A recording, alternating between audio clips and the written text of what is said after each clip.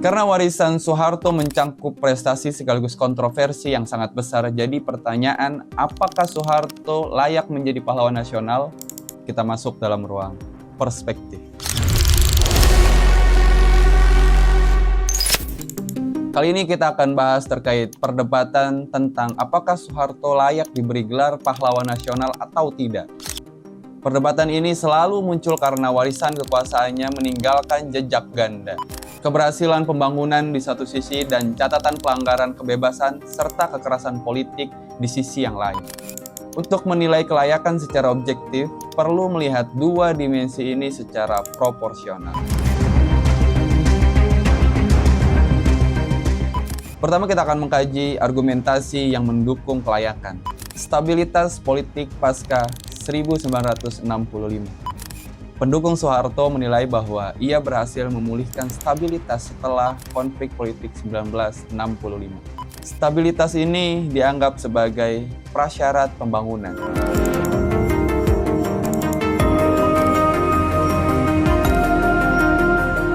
Yang kedua, modernisasi dan pertumbuhan ekonomi. Pada dekade 1970 sampai 1980-an, Indonesia mengalami pertumbuhan ekonomi yang cukup tinggi.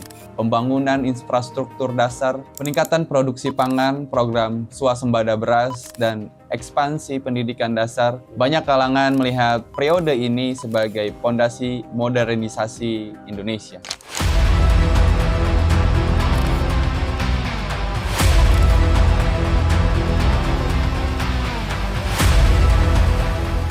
Yang ketiga, pembangunan desa. Program seperti Impres Desa dan pembangunan kesehatan dasar dianggap berjasa dalam meningkatkan kualitas hidup masyarakat di pedesaan.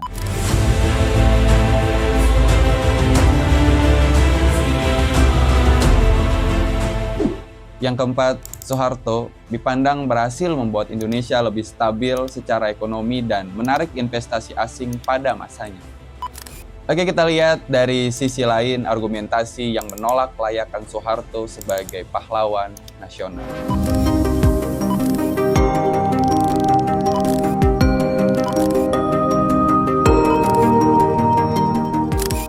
Satu, catatan pelanggaran HAM dan kekerasan politik. Peristiwa pasca 1965, operasi militer di berbagai wilayah seperti Aceh, Timur, Papua, dan praktek represi politik terhadap oposisi menjadi alasan kuat penolakan. Sebagai prajurit, kita berkewajiban menggagalkan rencana Keblinger itu. Kita harus menculik jenderal itu.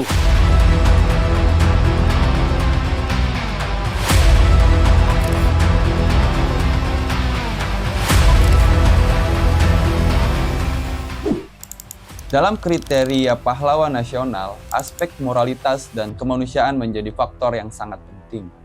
Yang kedua, korupsi dan nepotisme.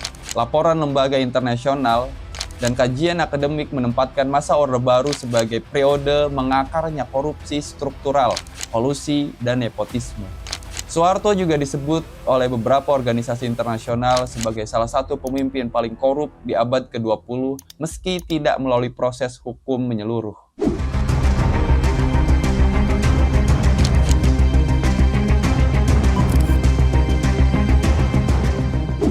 Yang ketiga, pembatasan kebebasan politik.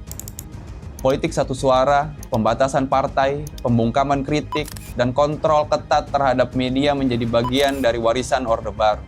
Hal ini bertentangan dengan nilai demokrasi yang juga menjadi kriteria dalam penempatan pahlawan nasional.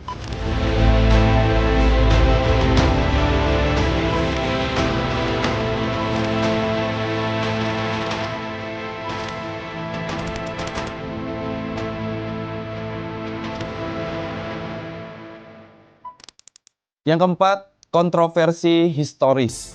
Banyak aspek sejarah pada masa sebelum dan sesudah 1965 tidak sepenuhnya transparan, sehingga menimbulkan perdebatan akademik hingga kini. Ketidakjelasan peran dalam awal kekuasaan membuat sebagian kalangan menolak pemberian gelar pahlawan.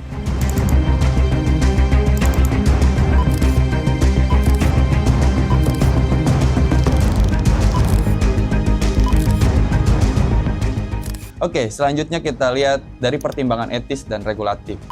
Dalam peraturan negara, gelar pahlawan nasional mensyaratkan rekam jejak moral yang bersih, kontribusi besar terhadap bangsa, serta tidak meninggalkan warisan pelanggaran berat terhadap nilai kemanusiaan.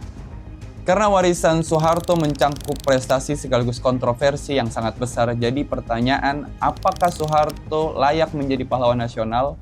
Jawabannya sepenuhnya tergantung pada kutub penilaian mana yang dipakai. Karena kedua sisi sama-sama berdiri di atas fakta sejarah.